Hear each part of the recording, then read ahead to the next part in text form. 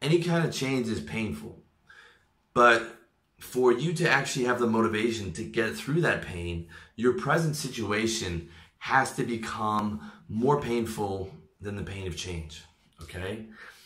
If you're just comfortably living at home with mom, or you just got a comfortable job and you've got your, your little apartment and you've got your pizza to go home to after, a mediocre day of work, and it's not that painful for you, then you're never going to change.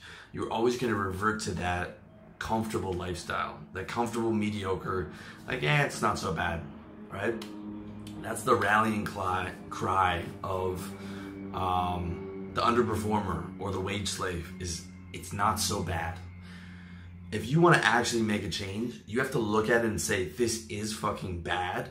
I can do better. I have no, it is painful for me not to be in shape. It is painful for me not to get girls. It is painful for me not to be happy.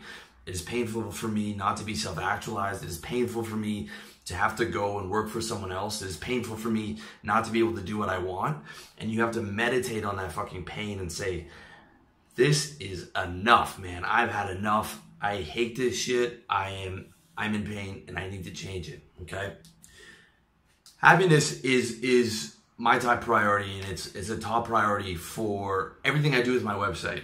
And I will never tell you to deliberately increase your unhappiness, with the exception of cases like this where you need to make a massive change. Okay, when you need to make a massive change, you need to focus on your unhappiness right now to get a future lifestyle that's going to be a lot happier. All right, and it's not something you want to do often, but on major areas where you're really fucking up and you're really not self-actualized, you need to focus on the pain of the way that your life is right now and how much you don't fucking like not getting laid, or not getting laid with the kind of girls you want, or not being in shape, or not having the job, having to work a job. You need to focus on that. You need to make it painful. You need to blow that pain up, and you need to make that pain more than the pain of change. All right? You need to look at yourself with pride and say, I deserve great things. I deserve to be treated with respect. I deserve to have all these good things in my life.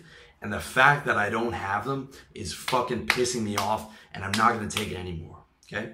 Once you develop that mindset, you are going to be able to endure the pain of change. Because every time that, as you're going through that first blasting phase, okay, I call it blasting cruise, which is what it takes you need to blast through the first couple months with motivation until you cruise into dedication. All right, dedication, where it's already become a habitual routine and you just get up and do it. But for those first couple months, you want that motivation, and that motivation comes from the pain of just not taking it anymore. Okay, think about your job, and think about you've been working this job for 5 years or whatever, and you hate your boss, and you hate the Monday morning commute, and you hate going there in the winter, and you hate your colleagues, and you hate getting up early every day to go and do this job that you fucking hate.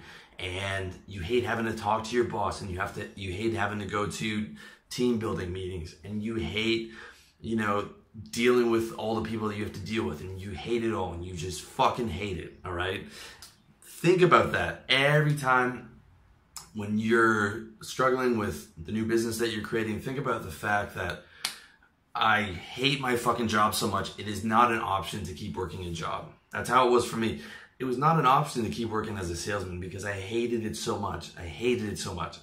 I would look out the window in the middle of winter in February in Canada, which is some days minus 30, and I would literally, I'm not joking, I would be jealous of the fucking pigeons, because the pigeons would just be sitting on the roof. They weren't making cold calls. They weren't having to pay rent. They weren't having to do anything that I did, and they could just fly away at any time. And I was literally thinking, like, those pigeons have a better life than I do. They suffer less than I do. And they actually did. Those pigeons suffered less than I did. And I was supposedly living the dream of where I had the suit and the phone and the apartment and everything like that. And I'm jealous of fucking pigeons. That's how much I hated my job, okay? That's how much I hated my job.